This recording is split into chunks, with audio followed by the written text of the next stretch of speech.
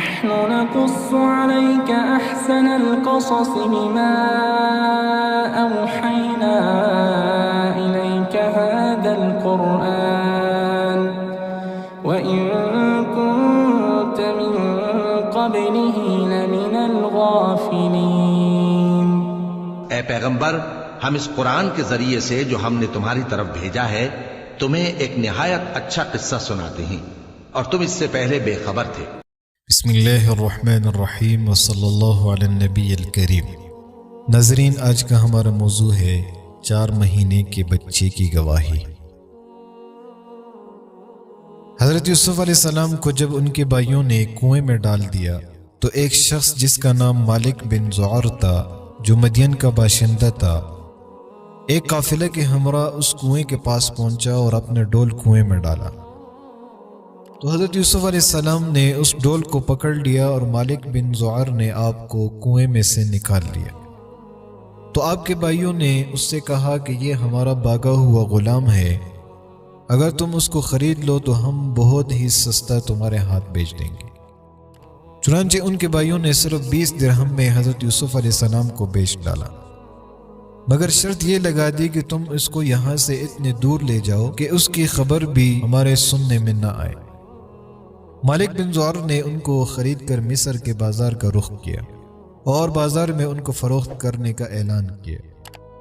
ان دنوں مصر کا بادشاہ ریان بن ولید املیقی تھا۔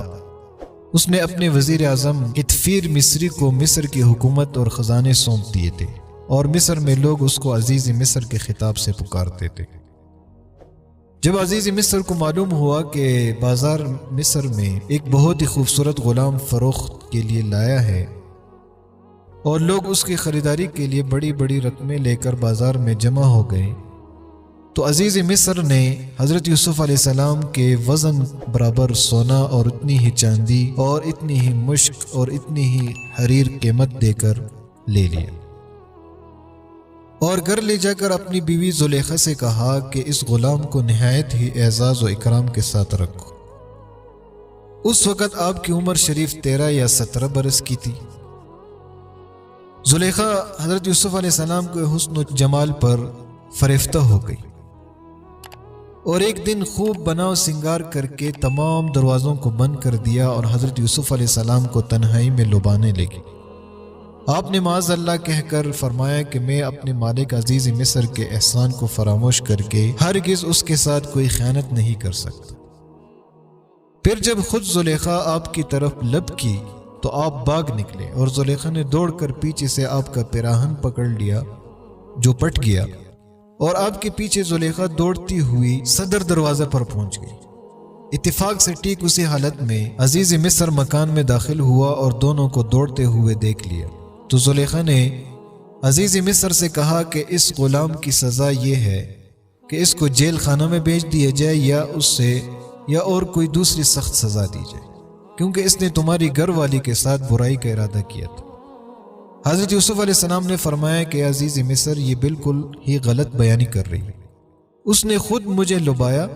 اور میں اس سے بچنے کے لیے بھاگا تو اس نے میرا پیچھا کیا۔ عزیز مصر دونوں کا بیان سن کر حیران رہ گیا اور بولا کہ اے یوسف علیہ السلام، میں کس طرح باور کر لوں کہ تم سچے ہو؟ تو آپ نے فرمایا کہ گھر میں 4 مہینے کا ایک بچہ پالنے میں لیٹا ہوا ہے جو زلیخا کے ماموں کا لڑکا ہے، اسے دریافت کر لیجئے کہ واقعہ کیا ہے۔ عزیز مصر نے کہا کہ بھلا 4 ماہ کا بچہ کیا جانے اور کیسے بولے؟ تو آپ نے فرمایا کہ اللہ تعالیٰ اس کو ضرور میری بے گناہی کی شہادت دینے کی قدرت فرمائے گا، کیونکہ میں بے قصور ہوں۔ چنانچہ عزیز مصر نے جب اس بچے سے پوچھا تو اس بچے نے بآواز بلند فصیح زبان میں یہ کہا کہ ان کان قمیصہ قد من قبل فصدقت وهو من الكاذبین وان کان قمیصہ قد من دبر فكذبت وهو من الصادقین۔ گواہی دی اگر ان کا کرتا آگے سے چرا ہے تو عورت سچی ہے اور انہوں نے غلط کہا، اور اگر ان کا کرتا پیچھے سے چاک ہوا تو عورت جھوٹی ہے اور یہ سچے۔ بچے کے زبان سے عزیز مصر نے یہ شہادت سن کر جو دیکھا تو ان کا کرتا پیچھے سے پٹا ہوا تھا، تو اس وقت عزیز مصر نے حضرت یوسف علیہ السلام کی بے گناہی کا اعلان کرتے ہوئے یہ کہا انہو من کیدکن ان کیدکن عظیم یوسف اعرض عن هذا واستغفری لذنبک انک کنت من الخاطئین،